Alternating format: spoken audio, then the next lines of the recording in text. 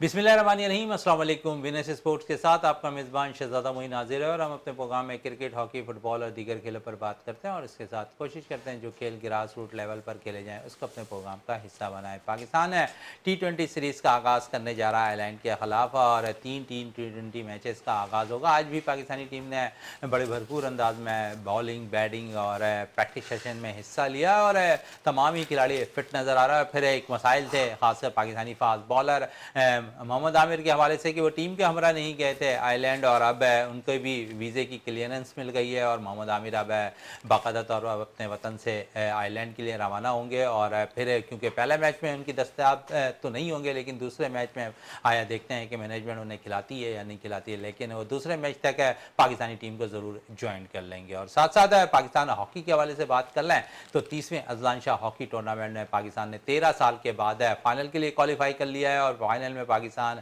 मद्दे मुकाबिल होगा जापान के खिलाफ है, जहां हमने देखा कि जो साइड मैचेस खेले गए थे वहां पर पाकिस्तान और जापान के दरमियान जो है मैच एक एक गोल से बराबर होता हुआ दिखाई दिया था। तो अगर हम इस सीरीज़ की बात कर लें और इस टूर्नामेंट की बात कर लें तो पाकिस्तानी खिलाड़ियों ने बड़ी ज़बरदस्त है यहाँ पर टूर्नामेंट में कारकर्दगी दिखाई है। इन सारे सूरत हाल पर बात करेंगे अपने शो के अंदर। हमारे साथ स्टूडियो में मौजूद हैं हमारे साथी स्पोर्ट्स एनालिस्ट हैं जावेद इकबाल भट्टी साहब हमारे साथ हैं यहाँ पर मौजूद हैं और उनके साथ साथ इकबाल मेमन साहब मौजूद हैं। दोनों ही जो है मेहमान हमारे साथ स्टूडियो में मौजूद हैं और दोनों से ही हम क्योंकि पाकिस्तान क्रिकेट टीम का मैच कल होना है इस हवाले से भी बात करेंगे आयरलैंड के खिलाफ और साथ साथ क्योंकि अजलान शाह हॉकी टूर्नामेंट में पाकिस्तानी टीम है बड़ी ज़बरदस्त कारकर्दगी दिखा रही है, फाइनल में 13 साल के बाद रिसाई हासिल कर लिया पाकिस्तान ने, उस हवाले से भी बात करेंगे। और साथ साथ क्योंकि पाकिस्तान की विमेंस टीम भी इंग्लैंड के खिलाफ मैचेस खेलने में मसरूफ़ होगी तो वहाँ पर भी आज इस हवाले से अपने शो के अंदर बात करें। तो जावेद इकबाल भट्टी साहब से तरफ चलते हैं। जावेद साहब, कल मैच का आगाज़ होने जा रहा है और आयरलैंड के खिलाफ हम 3 T20 मैच खेलेंगे, कैसा देख रहे हैं इस मैच में? कम्बिनेशन किस तरह हम तैयार करेंगे? मोहम्मद आमिर टीम के हमरा नहीं गए, वीज़े क्लियरेंस नहीं हुई थी, अब वीज़े उनके क्लियर हो गए हैं। अब से कुछ देर कबल खबर आई है कि मोहम्मद आमिर आयरलैंड के लिए रवाना हो रहे हैं और उनको वीज़े की जो क्लियरेंस है वो मिल चुकी है। तो क्या कहेंगे, एक आमिर के बगैर कम्बिनेशन पहले मैच में किस तरह देखेंगे? बहुत शुक्रिया मोइन भाई। बिल्कुल, हमारा ये दौरा आयरलैंड जो है ये बड़ी अहमियत का हामिल है क्योंकि आगे हमने इंग्लैंड भी जाना है और वर्ल्ड कप भी खेलना है। तो विनिंग कॉम्बिनेशन के लिए मैं समझ रहा हूँ कि ये जो हमारे 3 T20 मैचेस हैं आयरलैंड के साथ, तो हमको हो सकता है कि आमिर की एक तो आमिर का जो टीम के साथ ना जाना, उनकी क्लियरेंस, ये भी मेरी नज़र में तो एक मुअम्मा ही है क्योंकि इतने दिन हो गए और आज उनको अभी कुछ देर पहले क्लियरेंस मिली है और वो पहले मैच में तो लगता है दस्तयाब नहीं होंगे। और आपको कॉम्बिनेशन बनाना है तो 3 फास्ट और 2 स्पिनर के साथ आप जाएंगे और आपकी बैटिंग ऑर्डर जो है आपको पता है जैसे रिजवान और बाबर ही मुझे लग रहा है ओपन करेंगे और साइम और उस्मान खान हो गया, फ़खर जमान हो गया, इन्हीं के साथ हम जाएंगे। और इंशाल्लाह जो पहला मैच जो कल शाम पाकिस्तानी वक्त के मुताबिक 7 बजे स्टार्ट होगा, तो मैं ये देख रहा हूँ कि जिस तरीके से पाकिस्तान ने आयरलैंड में जाने के बाद भी बैटिंग, फील्डिंग, बॉलिंग में बहुत जान मारी है और लग यही रहा है कि वो बिल्कुल इंशाल्लाह लग रहा है कि अब पाकिस्तान टीम आयरलैंड के खिलाफ जो मैचेस खेलेगी उसके बाद विनिंग कॉम्बिनेशन भी बन जाएगा और पाकिस्तानी टीम जो है विनिंग ट्रैक पर भी आ जाएगी। विनिंग ट्रैक पे और विनिंग कॉम्बिनेशन की बात कर रहे हैं और आप ये भी कह रहे हैं कि एक दफ़ा फिर बाबर और रिजवान ओपन करते हुए दिखाई देंगे, फिर क्या आप समझते हैं कि यहाँ फ़र्क नहीं पड़ेगा? साइम अय्यूब को फ़र्क नहीं पड़ेगा? फ़खर जमान को, जिन्होंने लास्ट अगर देखें तो फ़खर जमान ने 2 इनिंग बड़ी अच्छी खेली है, साइम गो के 1 इनिंग अच्छी खेले हैं, 4 इनिंग वो नाकाम खेलते हैं, लेकिन एज ए ओपनर वो अच्छे बैटर हैं। देखें मोइन भाई, एज ए ओपनर अच्छे बैट्समैन हैं लेकिन उनमें जो है तसलसल नहीं है, जो उनकी इनिंग्स है वो तसलसल नहीं है। हमें देखें, अगर रिजवान और बाबर जो आपको पता है कि ओपन करते थे, हमेशा से वो ओपन करते आ रहे हैं और हमें रिजल्ट मिल रहा है। हमें रिजल्ट चाहिए, हमें ना कि ऐसे प्लेयर्स चाहिए कि जो जाके प्रेशर में डाल दे टीम को। अगर देखें ना, हमने कितने तजर्बे कर लिए रिजवान की और ये बाबर की जोड़ी को तोड़ के, लेकिन उसका कोई मुनफी, हमेशा रिजल्ट मनफी आया, कोई मुस्बत रिजल्ट नहीं आया। जो हम चाह रहे थे कोई पॉजिटिव नहीं आया। तो हमें यही चाहिए कि बाबर और रिजवान के साथ ही जाएं और उसके बाद फ़खर है, साइम है और पीछे आजम खान है, इफ्तिखार है, शादाब है। तो तो ये सब संभाल लेंगे। लेकिन ये है कि शुरू में जो विकेटें जब गिर जाती हैं तो फिर हम आपको पता फिर चलें, हमारी इकबाल टीम जो है मेमन साहब भी बड़ा हमारे साथ स्कोर मौजूद नहीं हैं। लगा पाती। इकबाल साहब है, एक दफा फिर जावेद साहब कह रहे हैं कि रिजवान बाबर के कॉम्बिनेशन के साथ हम ओपनिंग पैर पे जाएंगे, क्या समझते हैं बेहतर ये होता हुआ दिखाई देगा? कि क्योंकि अगर देखें तो साइम भी कोई खास कारकर्दगी नहीं दिखा रहे हैं, और अगर साइम को हम ड्रॉप भी कर देते हैं, फ़खर एक दफ़ा फिर फॉर्म में आ गए, फ़खर नंबर 3 पोजीशन पर आकर खेल सकते हैं। फिर आपके पास जो उस्मान खान अच्छी बैटिंग कर रहे हैं वो खेल सकते हैं, इमरान खान नियाजी इमर्जिंग प्लेयर अच्छा निकल कर आया वो खेल सकता है, इफ्तिखार है उसके बाद है, और फिर आजम खान है, फिर है आपके पास 2 अच्छे स्पिनर हैं, अहमद वसीम है, फिर शादाब खान है, फिर फास्ट बॉलिंग आपके पास मजबूत है, कम्बिनेशन नज़र आ रहा है। तो आप समझ लें एक दफ़ा फिर बाबर रिजवान को भी आप भी देख रहे हैं कि एक दफ़ा फिर वो दोनों ऊपर आते हुए दिखाई देंगे। देखें, मैं जावेद साहब की बात से मुत्तफ़िक हूँ, लेकिन एक चीज़ है कि हम ही लोग क्रिटिसाइज़ कर रहे थे जब रिजवान बाबर वो रन रेट बरकरार नहीं रख रहते। अब तो दोनों के स्ट्राइक रेट बेहतर हो गए, अभी बेहतर हुए हैं, मगर ये कि अब देखना पड़ेगा कि कैसा होगा। दूसरी बात ये कि साइम अयूब की जो एंट्री है उसमें T20 में, वो है पिंच हिटर जो शुरू के 6 ओवर्स में कुछ करके दिखा दे, जो अभी तक तो नहीं दिखाया, लेकिन ये कि उम्मीद सिर्फ यही है। तो मैं नहीं समझता कि साइम ज़्यादा कामयाब हो सकेंगे आगे चल के, क्योंकि उनको मौका जो मिलता है वो जब दायरे के अंदर खिलाड़ी होते हैं तो वहीं पे उनकी पिंच हिटिंग जो है वो कामयाब हो सकती है। लेकिन ये कि मतलब जो है हम दुआ गो हैं। और देखें, रिजवान और बाबर एक कंसिस्टेंट खिलाड़ी हैं, लेकिन जो एक ऑप्टिमम लेवल का जो हमारा स्ट्राइक रेट होना चाहिए इंटरनेशनल टीमों के ख़िलाफ़, जो अगर हम चाहते हैं कि वर्ल्ड कप जीतें या वर्ल्ड की उम्दा टीमों के साथ जीतें, तो उसको जो है ऊपर करना होगा। हाँ, रीसेंट पास में आप कह सकते हैं कि बाबर और रिजवान का ऊपर हुआ है, लेकिन ये कि आप देखें कि आयरलैंड में और इंग्लैंड में और जो है वर्ल्ड कप में कितना आगे हो सकता है। ठीक है, कोई कॉन्फिडेंस ज़रूर डेवलप हुआ होगा दोनों का, ये बिल्कुल, इसमें कोई दो राय नहीं है कि दोनों कंसिस्टेंट है। आउट होने के उनके चांसेस कम होते हैं दूसरे खिलाड़ियों के मुकाबले में, और वो टीम को लेके चल रहे होते हैं। लेकिन हैविंग सेड दैट, फ़खर का भी यही था कि वो एक ओपनर था और पिंच हिटर है, और साइम अयूब भी एक पिंच हिटर है। तो क्यों ना शुरू के मतलब आयरलैंड के जो है ख़िलाफ़ साइम अयूब को और फ़खर को ट्राई किया जाए। नहीं तो एक ओपनर भले राइट हैंडर हो, लेकिन यह कि साइम अयूब को जो है as a opener, as a pinch hitter जो है ट्राई किया जाए, ताकि जो है अगर फिर भी फेल हो जाते हैं तो फिर मेरा ख्याल है काफ़ी हो गया इनको चांस देना। जावेद साहब की तरफ, जावेद साहब बात हो रही है ओपनर्स के हवाले से, और हम बात कर रहे हैं खासकर रिजवान बाबर के हवाले से। अगर रिजवान बाबर अब ओपन करते हैं तो आप देखेंगे आपके पास मिडिल ऑर्डर पे जो आपका मिडिल ऑर्डर है वो बड़ा मजबूत है। इससे कबल अगर देखें तो आपके पास खुशदिल शाह थे, मोहम्मद आसिफ थे, ये मिडिल ऑर्डर पर इफ्तिखार थे, वो आकर रन नहीं कर पा रहे थे, जिसका प्रेशर पड़ रहा था। वो 8-10 बॉलों के लिए आसिफ खेल रहे थे, उसके अलावा खुशदिल को भी तकरीबन 10-15-20 बॉलें मिलती थी, तो वो स्ट्राइक रेट अपना मेंटेन भी नहीं कर पा रहे थे, आउट भी हो जा रहे थे।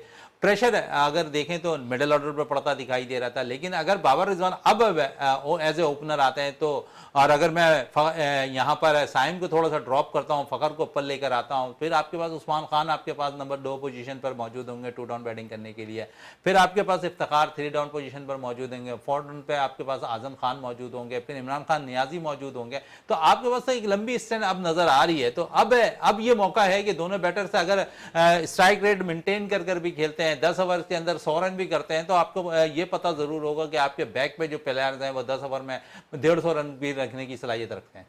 जी मोइन भाई, ये देखें इसी तनाजुर में हम कह रहे हैं कि बाबर और रिजवान एक पार्टनरशिप लगती है, और अगर फ़र्ज़ करें वो 70-80 रन भी कर देते हैं पावर में, या 50-60 भी कर देते हैं, तो पहले ये था जैसे अब आपने बताया बात की कि पीछे आपको पता है ना खुशदी रन करता था ना कोई और, हमारा मिडिल ऑर्डर हमेशा से फेल रहा है।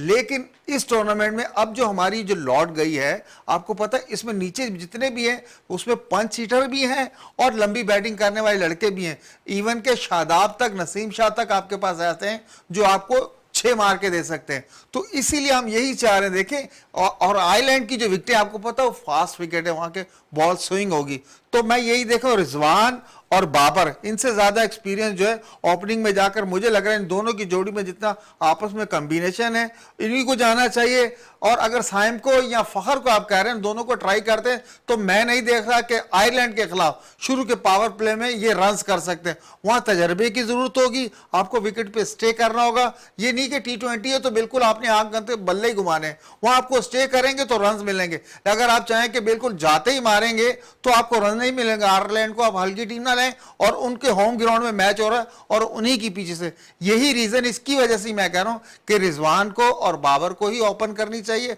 वन डाउन बाय फखर को भेज दें या साइम को भेज दें, उसके बाद आपको पता आपकी बैटिंग में डेथ बहुत आखिर तक है।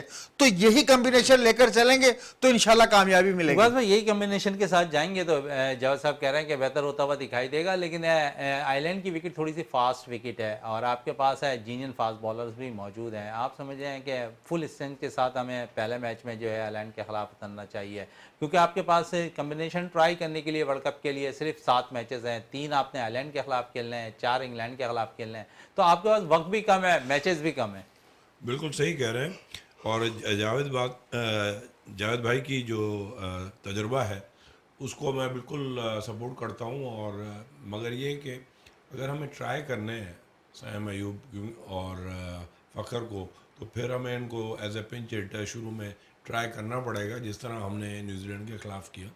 और एक बात, लेकिन इकबाल पे रिजल्ट नहीं आया। हमने न्यूजीलैंड के खिलाफ ट्राई जरूर किया सर जी, हाँ, लेकिन बिल्कुल। इन्होंने रिजल्ट नहीं दिया। नहीं, मगर अभी जो हम उनको लेके गए हैं ना, उनका मकसद ही है कि जो हमने न्यूजीलैंड के खिलाफ, तो वो फेल गए, उस्मान भी फेल गए, तो हम उसको जो है एक मौका और दे रहे हैं आयरलैंड के खिलाफ।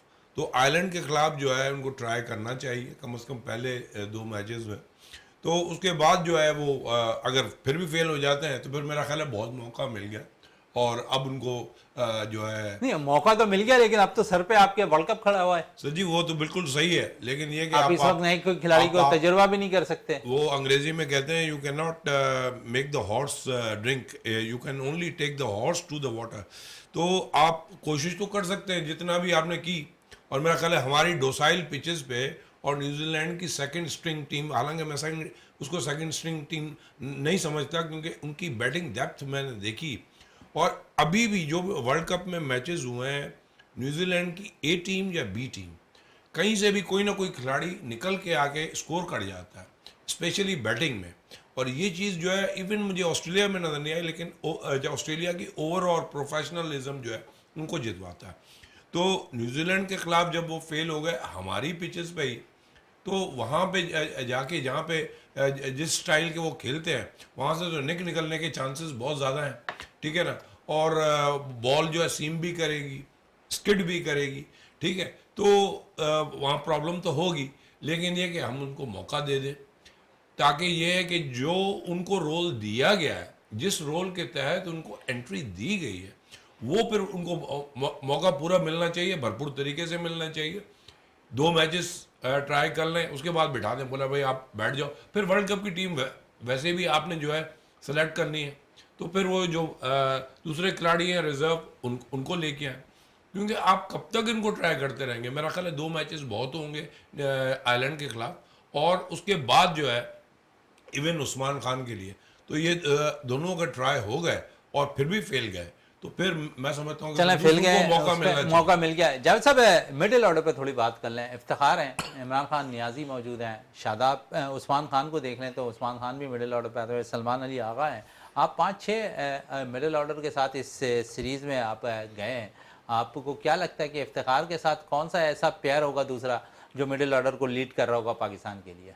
देखिए मोइन भाई, हमारी जो ये टीम गई इस पूल में हमारे पास 3-4 ओपनर हैं और 5-6 मिडिल ऑर्डर के बैट्समैन हैं। हमने ये रखे हैं बैट्समैन।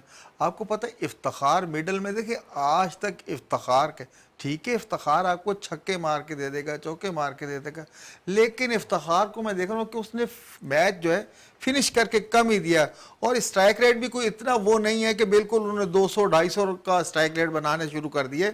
अब देखें नियाजी आया, इरफान नियाजी आया, उस लड़के में ये एबिलिटी नजर आती है कि वो मैच फिनिश की तरफ लेकर जाता है। वो पहली बैटिंग हो तो उसी हिसाब से खेलना है, अगर चेस पे जा रहे हैं तो अपने हिसाब से खेलता है। बॉल रन देखकर। लेकिन इफ्तिखार अहमद को देखें, आप जब भी भेजते हैं, इफ्तिखार अहमद जैसे ही जाते हैं थोड़ी देर खड़े होते हैं, उसके बाद अपने स्ट्रोक खेलना शुरू कर देते हैं और आउट हो जाते हैं। कभी कभी ऐसा होता है कि उनको स्ट्रोक लगते रहते हैं।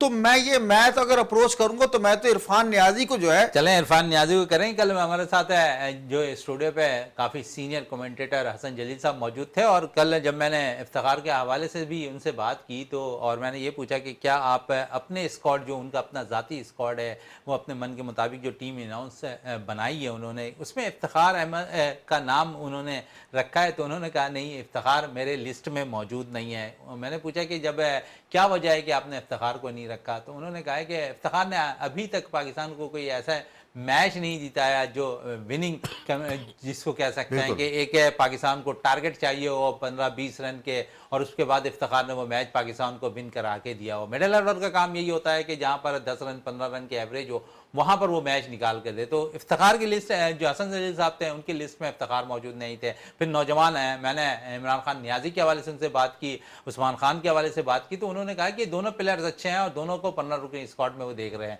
तो आप समझे, एक इतना सीनियर कमेंटेटर भी अपनी आई से वो कह रहा है कि इफ्तिखार पाकिस्तान के लिए विनिंग जो मैचेस है वो नहीं जिता पा रहे हैं। तो फिर पाकिस्तान के लिए एज ए अगर हम देखें तो जुड़ा बहुत है इफ्तिखार के पास है, लेकिन मैच ना जिताए तो फिर इसका कोई फायदा नहीं है। देखिए मोइन भाई, जिस तरीके से आपने हसन जलील साहब का नाम लिया है, आपको पता है बहुत बड़ा नाम है स्पोर्ट्स के हवाले से, और आपको पता वो क्रिकेट समझने और देखने वाली आंख है उनके पास, तो उनकी लिस्ट में इफ्तिखार जैसा प्लेयर नहीं है। तो बात वही है ना, इनके क्रेडिट पे कोई ऐसा मैच नहीं है कि इसने कोई फंसा हुआ मैच जितवा दिया हो। अगर आप नीचे जाएं, अगर पीएसएल में आ जाएं, तो इफ्तिखार जो नियाजी है उसने मैच फिनिश किए थे कराची किंग्स के लिए 2 मैच, इमरान खान नियाजी ने, तो वही उनके क्रेडिट पर हैं।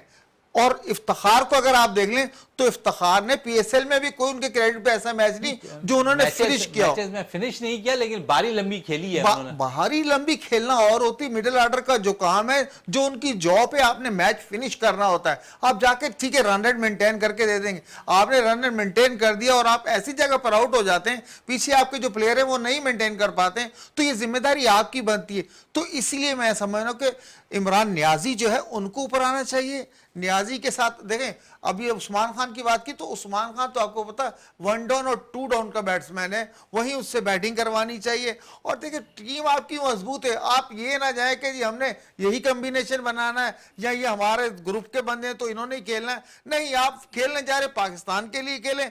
जो आपको प्लेयर, आपको पता है कि करंट प्लेयर है, रन करके दे रहा है, अगर आपने बॉलर्स को देखना आपको विकेट लेकर दे रहा है, तो आपको उन्हीं पर रिलाय करना चाहिए, ना कि ये सोचे कि जी मैंने अब हसन अली को जैसे बुला लिया। हसन अली को अब बाबर आजम खुद कह रहे हैं कि जो बैकअप के लिए बुलाया, भाई बैकअप के लिए बुलाया, 2 साल से उसने कोई T20 नहीं खेला, आपने बैकअप के लिए सिर्फ उसी को जब बुलाना था, के लिए आप मोहम्मद अली को बुला लेते, मोहम्मद अली को बुला लेते, आमिर जमाल को बुला लेते, हसनैन को बुला लेते, कितने प्लेयर पड़े, शाहनवाज धानी आउट कर रहा है उसको बुला लेते।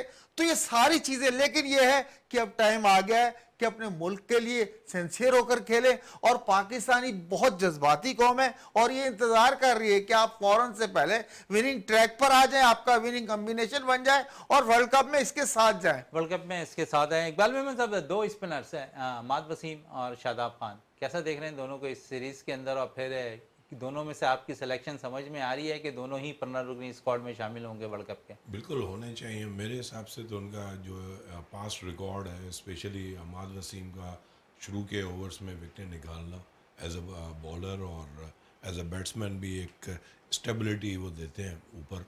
और इवन जो आपके वो है शादाब है, वो भी एक कंप्लीट पैकेज है, क्योंकि he is a good fielder also.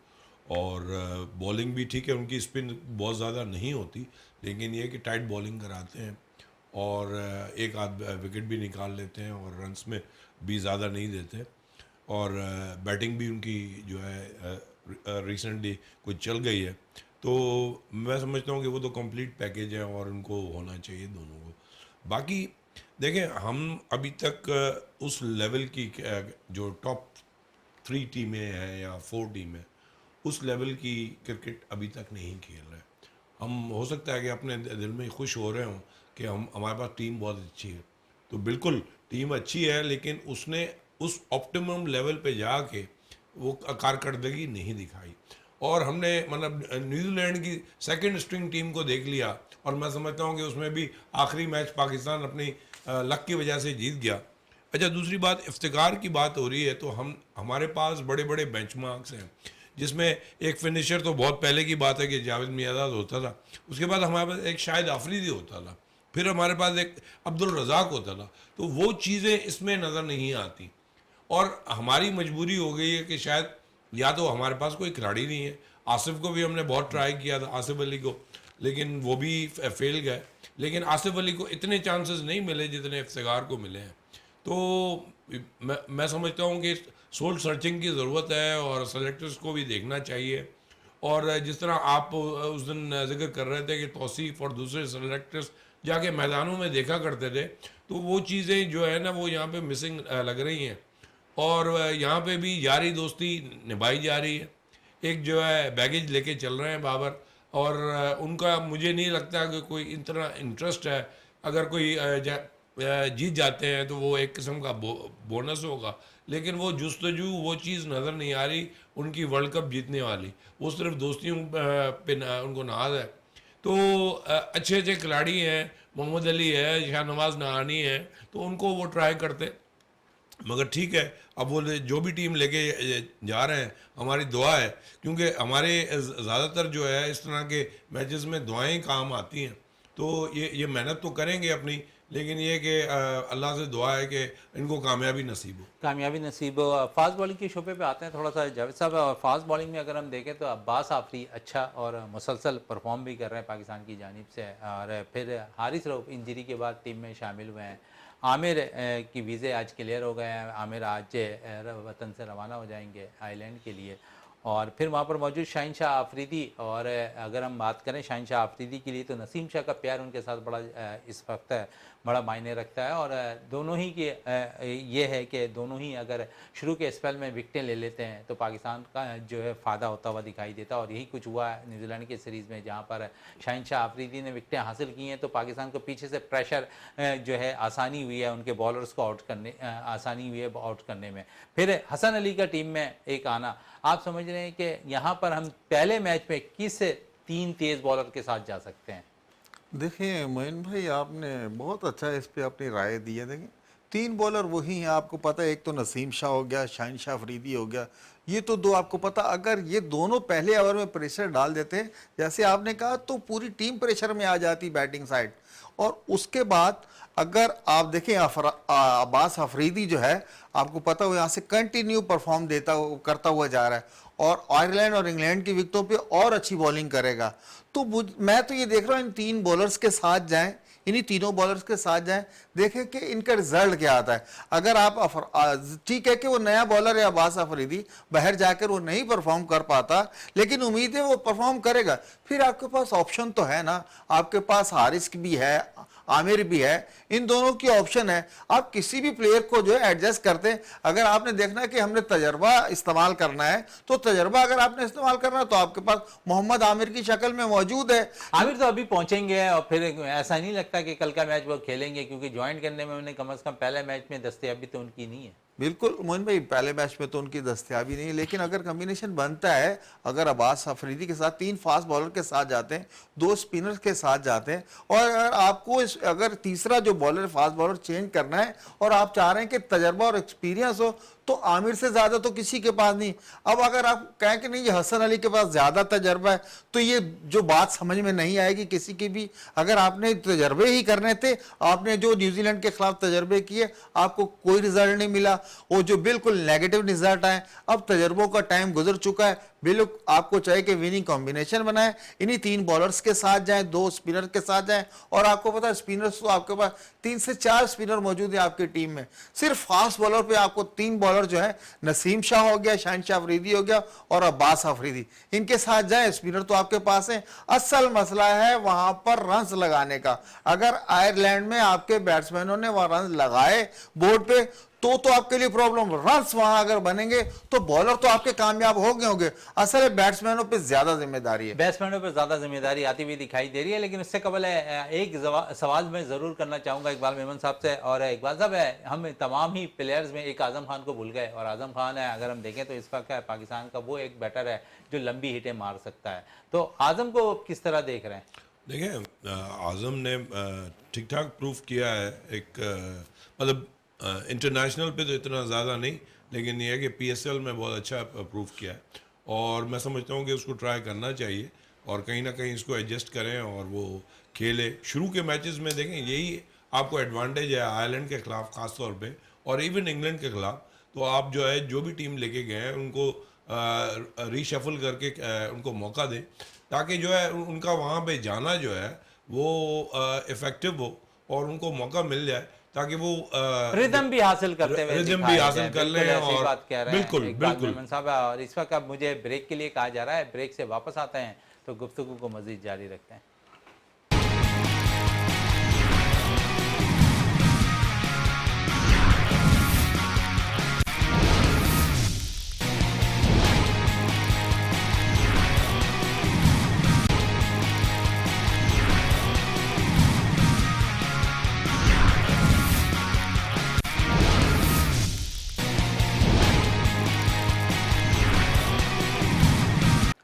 बिल्कुल, वक्फे से कबल हम बात कर रहे थे पाकिस्तान क्रिकेट टीम के हवाले से, जब कल आयरलैंड के खिलाफ पाकिस्तान ने अपना पहला T20 मैच खेलना है सीरीज का। लेकिन दूसरी जानिब पाकिस्तान की हॉकी टीम बड़ी ज़बरदस्त परफॉर्म कर रही है अजलान शाह हॉकी टूर्नामेंट में। और तीसरे अजलान शाह हॉकी टूर्नामेंट में पाकिस्तानी टीम ने फाइनल के लिए क्वालिफाई कर लिया है। 13 साल के बाद पाकिस्तानी टीम ने फाइनल के लिए क्वालिफाई किया। और इसी हवाले से अब हमें टेलीफोन लाइन पर ज्वाइन कर लिया है ओलंपियन अयाज महमूद साहब ने।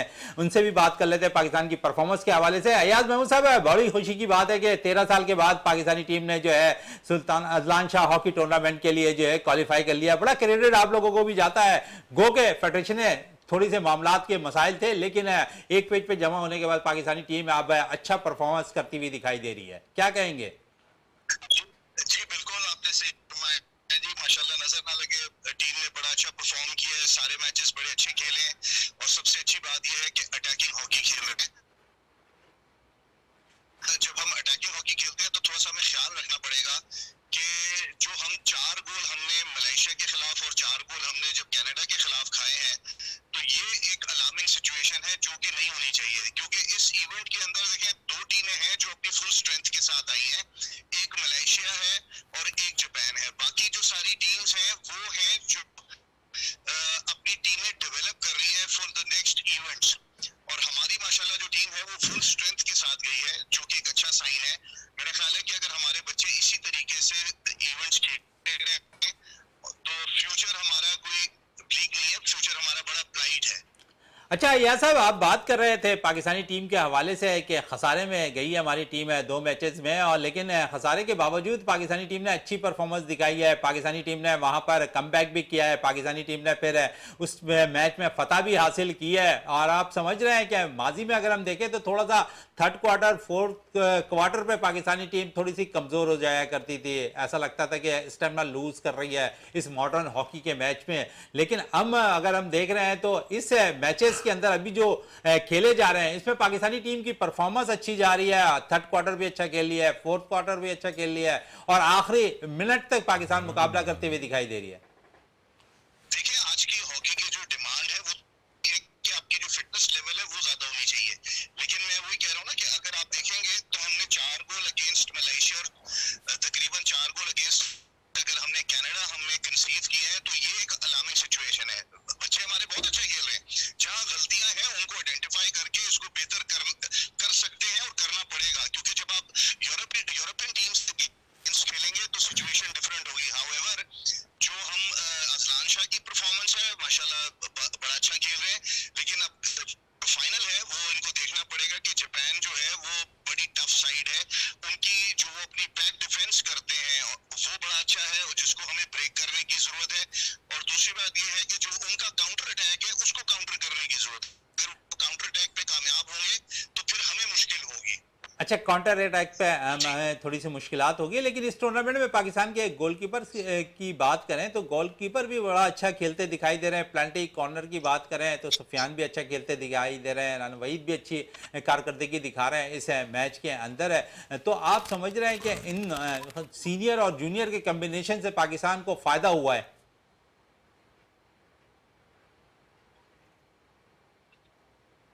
मेरी आवाज आ रही है अब तक? जी डेफिनेटली। देखिए पाकिस्तान टीम हमेशा, जी जी बिल्कुल आ रही है। देखिए पाकिस्तान टीम जब जीती है तो वो सीनियर और जूनियर के कॉम्बिनेशन से जीतती है। कभी भी ऐसा नहीं होता कि आपकी सारी सीनियर टीम हो और वो जीत जाए। आपके पास कुछ जूनियर लड़के होने चाहिए, कुछ सीनियर लड़के होने चाहिए। लेकिन सीनियर लड़कों का काम ये है कि जो सीनियर लड़के हैं वो अपनी रिस्पॉन्सिबिलिटीज को संभालें, अपनी रिस्पॉन्सिबिलिटी ऑन द फील्ड भी संभालें और रिस्पॉन्सिबिलिटी ऑफ द फील्ड भी संभाले। तो मेरे ख्याल तब ये कॉम्बिनेशन जाके बड़ा लीथल कॉम्बिनेशन बनता है, और जो अभी इस पूरे इवेंट में समझ भी आ रहा है कि अच्छा खेल रहे हैं बच्चे, अच्छा परफॉर्म कर रहे हैं, जो एक अच्छा साइन है। अच्छा, इसी तरीके से आपके चैनल की तवज्जो से मैं कहना चाहूंगा कि देखें ये तो सारी चीज है जो बच्चे ग्राउंड पे परफॉर्म कर रहे हैं, और बच्चों को उनकी मराहत मिलनी चाहिए, उनको उनका टीए मिलना चाहिए, उनको उनकी जो रिक्वायर्ड चीजें हैं वो मिलनी चाहिए। तब ये बच्चे जाके आपको मजीद और अच्छा परफॉर्म करेंगे।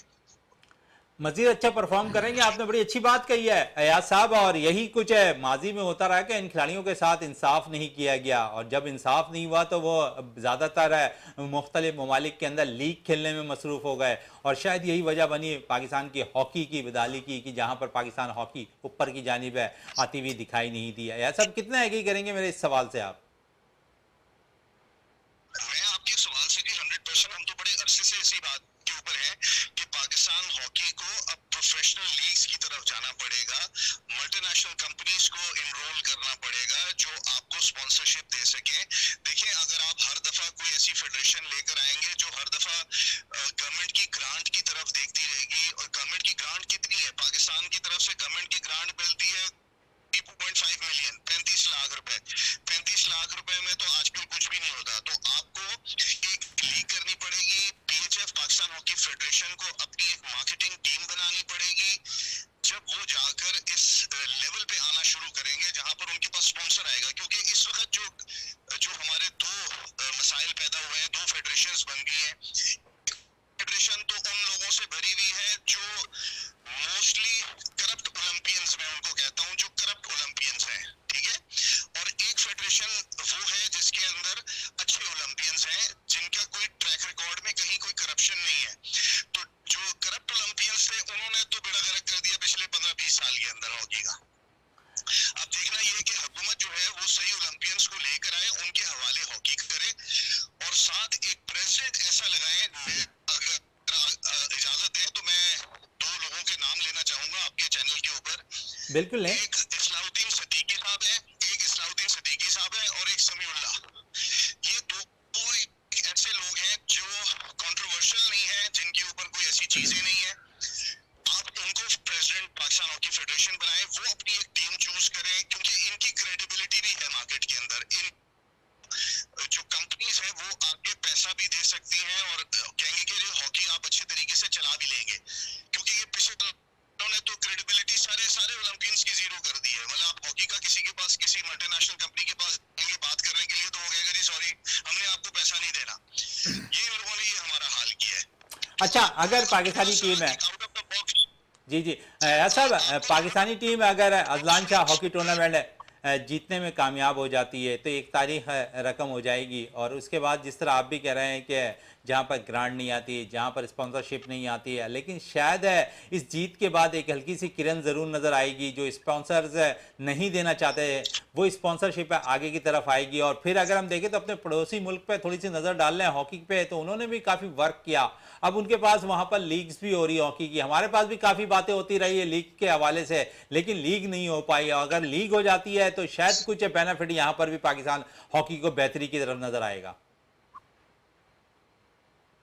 देखिए मैं ये भी कहूंगा कि अजलान शाह जीतने के ऊपर हमारे ये सारे काम होने चाहिए। देखिए स्पोर्ट्स एक चीज है जो हमारे पाकिस्तान का एक सॉफ्ट इमेज देता है दुनिया को, ठीक है। तो उस सॉफ्ट इमेज की खातिर जो है ये हमें करना पड़ेगा। अपने मल्टीनेशनल कंपनीज जो पाकिस्तान से कमा के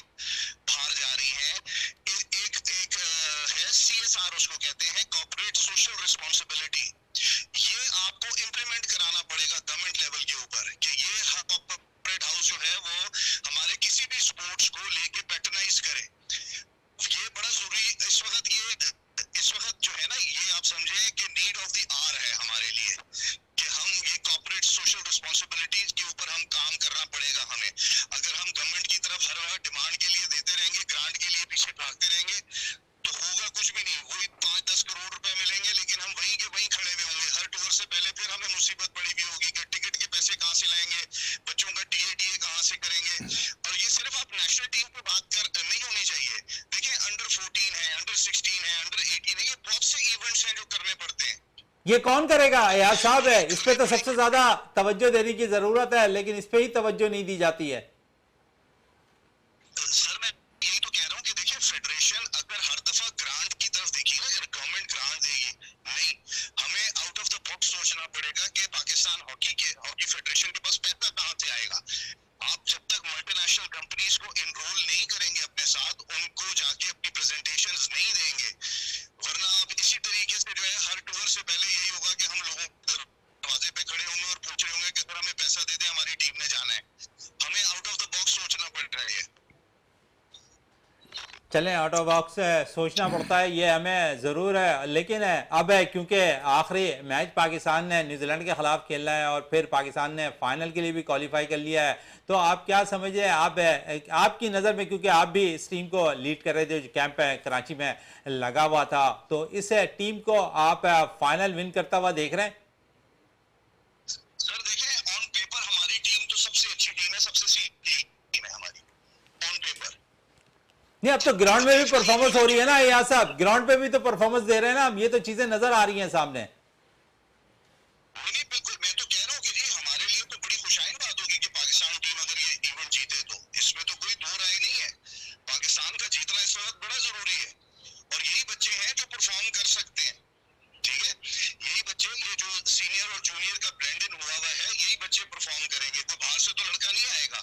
बट यही हाई टाइम है, जो बच्चों का टाइम है कि ये अपने आप को परफॉर्मेंस दें। अभी तक तो दे रहे हैं, फाइनल में भी दें इंशाल्लाह ताला। चलें, फाइनल में भी दे, और हमारी भी दुआ है और आप लोगों की भी, सबकी दुआएं हैं कि पाकिस्तान का सबसे लाली परचम एक दफ़ा फिर है पूरी दुनिया में लहरता हुआ नजर आए, हॉकी में वही बुलंद मुकाम पाकिस्तान एक दफ़ा फिर हासिल कर ले जिस तरह माजी में हासिल किया करता था। तो आपका बहुत शुक्रिया अयाज महमूद साहब है, विनर्स स्पोर्ट्स में टाइम देने का बहुत बहुत शुक्रिया। जावेद साहब है, बात हो रही थी हॉकी के हवाले से, और हॉकी में अगर बात कर लें तो इस पे पाकिस्तानी टीम की परफॉर्मेंस पे तो बड़ा अच्छा परफॉर्म कर रही है इस टूर्नामेंट में, और अब न्यूजीलैंड के खिलाफ आखिरी मैच खेलना है, फिर फाइनल मैच है पाकिस्तानी टीम का जापान के खिलाफ। कैसे देखेंगे अब फाइनल को भी आप?